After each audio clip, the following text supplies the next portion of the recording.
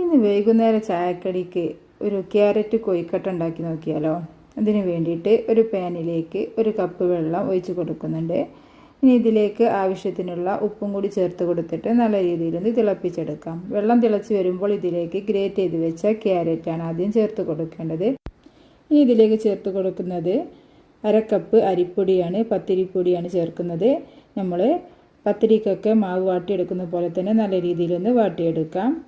ഇനി നമുക്ക് കുറച്ച് ശർക്കരപ്പാനി റെഡിയാക്കണം. ശർക്കരപ്പാനി റെഡിയാക്കിയിട്ട് അതിലേക്ക് തേങ്ങയും ഏലക്കാപ്പൊടിയും കൂടി ചേർത്തിട്ട് നല്ല രീതിയിലൊന്ന് വറ്റിച്ച് കുറുക്കി എടുക്കുന്നുണ്ട്. അപ്പോഴേക്കും നമ്മുടെ മാവ് നല്ല രീതിയിൽ ചൂടാറിയിട്ടുണ്ട്.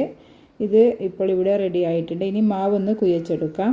നല്ല രീതിയിൽ തന്നെ ഒന്ന് മാവ് പത്തിരിക്കൊക്കെ കുഴച്ചെടുക്കുന്നത് പോലെ തന്നെ നല്ല രീതിയിലൊന്ന് കുഴച്ചെടുക്കുന്നുണ്ട്. ഈ ഒരു രീതിയിലാണ് കിട്ടേണ്ടത്. ഇനി ഇത് ഓരോ ഉരുളകളാക്കിയിട്ട് നമുക്ക് ഇതിലേക്ക് ഫില്ലിങ് നിറച്ച് കൊടുക്കാം. ഈ രീതിയിലാണ് ഫില്ലിങ് നിറച്ച് കൊടുക്കേണ്ടത്.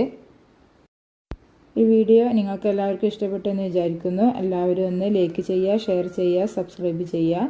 ഒരു തവണയെങ്കിലും ഇതുപോലെ ഒന്ന് ഉണ്ടാക്കി നോക്കുക. അടിപൊളി ടേസ്റ്റാണ്.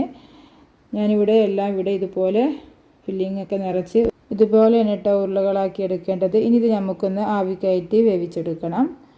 ആവി കയറ്റി ഒരു 20-25 മിനിറ്റ് സമയമെങ്കിലും നല്ല രീതിയിലൊന്ന് ആവി കയറ്റി വേവിച്ചെടുക്കുക. അപ്പോഴേക്കും നമ്മുടെ കൊഴുക്കട്ട ഇവിടെ റെഡിയായി കിട്ടുന്നതാണ്. ഞാനിപ്പോൾ ഇവിടെ ഇതെല്ലാം നല്ല രീതിയിൽ ആവി കയറ്റി വേവിച്ചെടുത്തിട്ടുണ്ട്. ഇനി ചൂടാറിയതിന് ശേഷം മാത്രം ആണ് ഇത് എടുക്കേണ്ടത്, അല്ലെങ്കിൽ പെട്ടെന്ന് പൊട്ടിപ്പോവും.